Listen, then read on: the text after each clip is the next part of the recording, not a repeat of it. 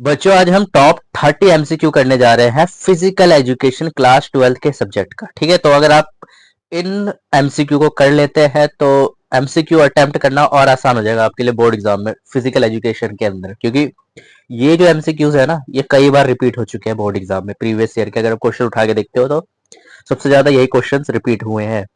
तो let's start the video. तो देखो क्वेश्चन नंबर फर्स्ट कह रहा है विच of the following is not a procedure used in league fiction. League fiction में कौन सा यूज नहीं होता? तो लैडर मेथड यूज नहीं होता। ये हो गया इसका आंसर। साइक्लिंग मेथड होता है, स्टेयर होता है और टैबलर होता है।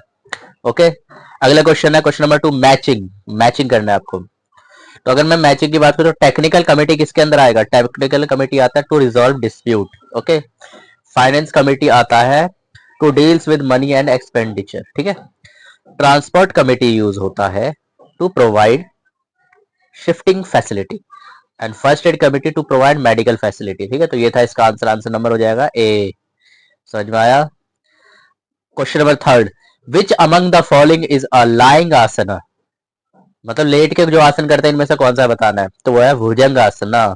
चक्रासन तो लेट के नहीं करते, ठीक है, भुजंग आसन करते हैं। अगला है question number fourth, expanded form of ODD. ODD का फुल फॉर्म बताना है। तो ओडीडी का फुल फॉर्म होता है ऑपोजिशनल डिफेंट डिसऑर्डर। ठीक है, ओडीडी का फुल फॉर्म होता है ऑपोजिशनल डिफेंट डिसऑर्डर। समझ में आया? Question number fifth, kyphosis is commonly refer to as which of the following. Kyphosis किसके लिए यूज होता है? तो हंक बैक के लिए यूज होता है। हंक बैक, ठीक है, हंक बैक इसके लिए होता है काइफोसिस।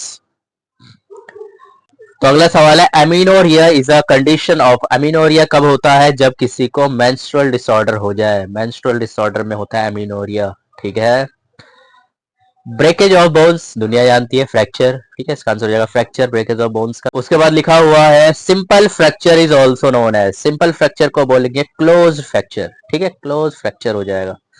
नेक्स्ट है विच of the following body type is needed for a long jumper. अगर लॉन्ग जंपर बनना है तो कैसा बॉडी होना चाहिए? मीजोमॉर्फ होना चाहिए। ठीक है, मीजोमॉर्फ में ही होता है लॉन्ग जंप के लिए। अगला है isotonic exercise helps in enhancing. Strength को इनहेंस करता है आइसोटोनिक एक्सरसाइज। समझ में?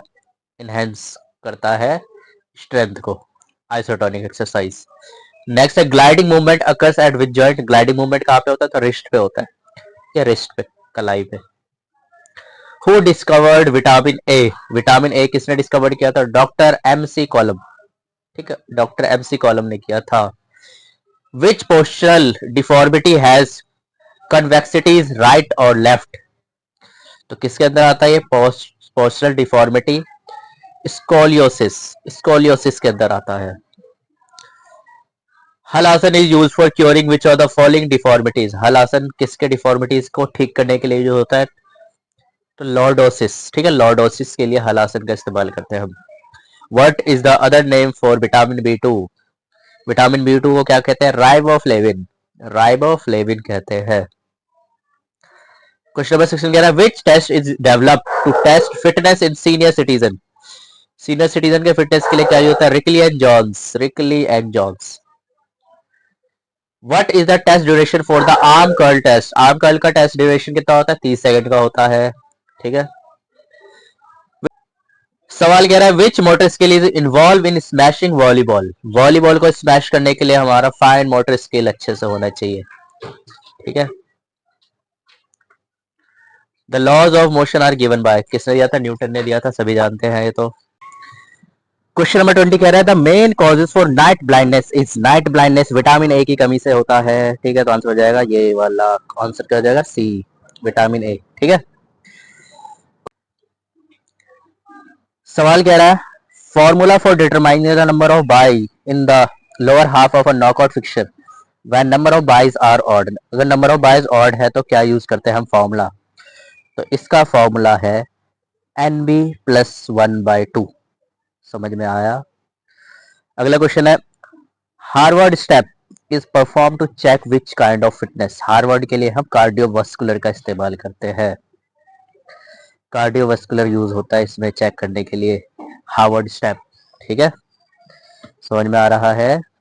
क्वेश्चन क्वेश्चन कह रहा है विच movement is caused by moving a body part away from the medial line of the body, medial line of the body से body part को अवे करना हो, हटाना हो, तो क्या यूज करते हैं? एबडक्शन। एबडक्शन, एडक्शन नहीं होगा, एबडक्शन होगा। ओके, अच्छा यहाँ लिखा हुआ है एबडक्शन होगा ये, ठीक है। Question number 24, calculate the BMI of a girl and identify the category if her weight is 68 kg and height is 161 centimetre. देखो हाइट भी कम है, वेट ज्यादा है, तो ये क्या आ जाएगा? ओवरवेट हो जाएगा। ये तो समझ में आया, ओवरवेट होना चाहिए। ओवरवेट का ऑप्शन नहीं है क्या? हाँ ऑप्शन है ओवरवेट, ठीक है, सी ऑप्शन हो जाएगा इसका, overweight.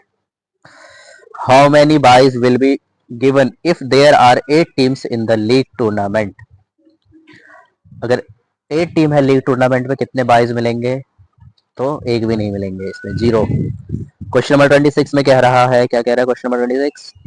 Which fixture is also known as Berger system? Berger system किसको बोलते हैं? राउंड रॉबिन फिक्सर को राउंड रॉबिन फिक्सर कहते हैं Berger system. Next 27 question, question में कह रहा है starting a throwing event in the athletics is an example of which law of motion? तो फर्स्ट लॉ ऑफ मोशन हो जाएगा, ठीक है। नेक्स्ट है identify which one of this is not the objective of planning? Planning का कौन सा इनमें से ऑब्जेक्टिव नहीं है? तो उसका है फैसिलिटेट पुअर कोऑर्डिनेशन, ये इसके अंदर नहीं आता प्लानिंग के अंदर। क्वेश्चन नंबर 29 है रीजनिंग वाला, असर्शन और रीजन का। क्या कह रहा है? असर्शन में कह रहा है physical activities as corrective measure are very effective in functional deformity in comparison to structural deformity, ठीक है, ये असर्शन था। रीजन दे रखा है muscles and ligaments are affected in functional deformity. तो दोनों बात सही है और ये एक दूसरे से लिंक भी है, तो आंसर हो जाएगा कौन सा हो जाएगा? आंसर हो जाएगा B, both A and R are true but and R is the correct explanation of A, ठीक है, तो इसका आंसर हो जाएगा बी। समझ में आ रहा है? तो बारी है आखिरी सवाल की। क्या लिखा है? यूनिसेफ, ठीक है, UNICEF says that water is not included in macronutrients but USDA include it's a part of macronutrients। ये assertion है आपका। रीजन में कह रहा है water must be taken in large quantities therefore it can be considered a macronutrients। तो इसका भी आंसर हो जाएगा, दोनों देखो एक दूसरे से लिंक है, both A and R are true and R is the correct explanation of A, तो आंसर हो जाएगा इसका सी। ओके, तो ये थे कुछ मोस्ट इंपोर्टेंट एमसीक्यू जो आपके बोर्ड एग्जाम में आ सकते हैं, ठीक है। All the best for your board exam, अच्छे से एग्जाम दे के आना। मिलते हैं अगले वीडियो में।